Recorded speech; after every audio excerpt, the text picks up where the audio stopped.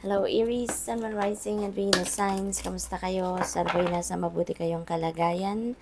Welcome back po sa Star Tarot. Kung bago kayo dito, welcome din kayo. Thank you sa inyong support. I truly appreciate it. God bless you all, Aries. Paunang mensahe ni Aries, Seven of Michael po. Ayan, sabi dito, there is a better course of action available to you. Working alone may not be the best answer, so review all the details as well, okay? Kung mayroon kayong mga, kunyari, may mga documents kayo na kailangan pirmahan, make sure that you are reviewing everything, no? From top to bottom, left to right, no? Lahat, titignan po ninyo, okay? Lalo-lalo na before you sign anything, no? Kailangan nabasa ninyo lahat, no? Maari din na before kayo mag-agree or before kayo magperma ng agreement, no? If you have transactions, make sure na alam na ninyo lahat ng detalye, okay? Na dig deep na kayo into the situation para alam ninyo ang bawat corner, no, ng transactions na yan. At saka maaaring kailangan ninyo ngayon ng katulong, no? Maaaring sa mga ginagawa ninyo, you need some help, you need some assistance, you need an extra hand, no? Para makatulong sa inyong ginagawa. At saka sabi rito, there is a better course of action available to you, so look into it, no? May other alternatives pa dyan na open para sa'yo, no? Rather than focusing or agreeing to whatever it is na nakikita nyo lang sa ngayon, consider other things, no? Consider other alternatives na available din sa'yo. So, what else? We have the moon. Ayan, the opportunity to improve your plans. Ayan na nga. So maybe ito yung other alternatives na nandiyan sa inyong paligid, okay? Consider them, look into it kasi maaaring nandiyan ang oportunidad, no, para mas ma-improve pa mga plano ninyo, para mas ma-enhance pa ninyo yung mga steps na kailangan ninyong gawin siguro, no? So you may need to listen to your intuition kasi when you allow also your intuition to be your guide sa lahat ng inyong gagawin, sa lahat ng plano, makakaasa kayo, no, na everything will be smooth sailing. Makakaasa kayo na things are going to be in its right place, okay? So there is also a need for you to face your fears.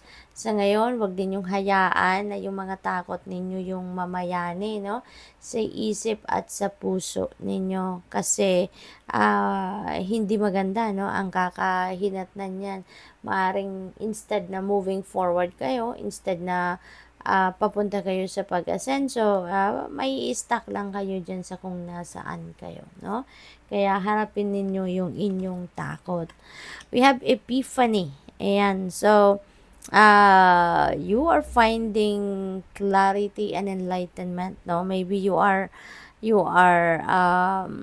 seeking for clarity, clear direction sa ngayon. So ayan, mahahanap ninyo yan, no? So you need to do some kind of reflection, you need to do some kind of meditation, you know, para mahanap ninyo, no? You can dig deeper, you can go deep within you, at saka mahanap ninyo yung liwanag, yung enlightenment na you are seeking, no? Kasi your soul knows kung ano ang best para sa iyo. So your soul also will tell you kung ano ang dapat ninyong gawin. Ayan, so this could be also your mission in life, no? You are going to become to serve as the light for others. Siguro mentor kayo, no? Siguro spiritual guide kayo, spiritual counselor, and you are sharing your wisdom, no, with other people. Makakatulong kayo na maghatid ng liwanag, no, sa ibang tao. Makakatulong kayo na maka-inspire kayo, no, sa ibang tao. So, good luck sa'yo. What else? We have two of Michael. Ayan, so, merong decision na kailangan kayong gawin, ano? Nahaharap kayo sa isang decision making sa ngayon. Pero parang naguguluhan pa siguro kayo, and maybe you are not, you are thinking of hindi muna kayo magdedesisyon or hindi muna ninyo ito pagdedesisyon na kung anumang bagay na to. But, anyways, you will be making that decision anyways. Kaya ang advice sa inyo dito, it's better to just make that decision. Okay? Kasi kailangan nyo, magde-decision din naman kayo, so gawin nyo na yun. Alright? Avoid overanalyzing and overthinking kasi it will just complicate your situation. So, straightforward. Tignan ninyo kung ano ang inyong sitwasyon. Okay?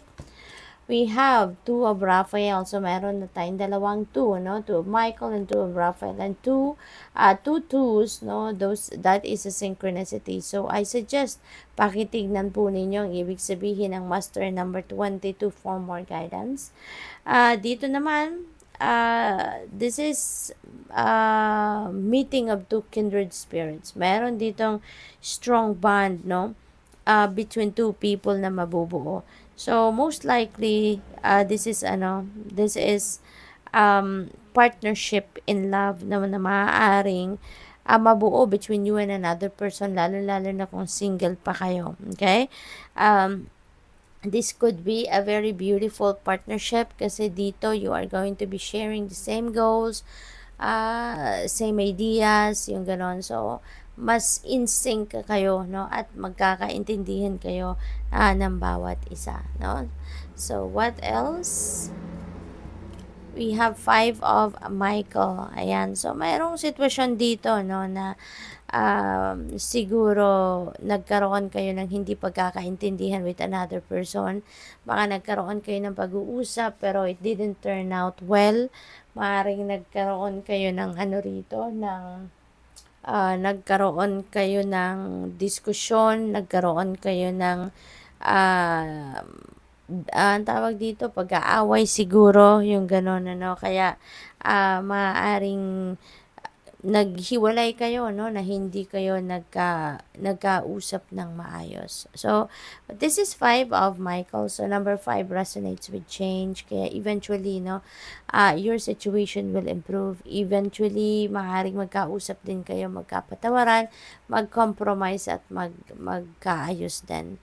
We have 6 of Gabriel. Ayan. So, you've done a good job, no? You've done a great job sa mga bagay-bagay, lalo-lalo na ito ay related sa trabaho, no? So, nagkaroon kayo ng tagumpay, na pagtagumpayan ninyo ang kung anumang bagay na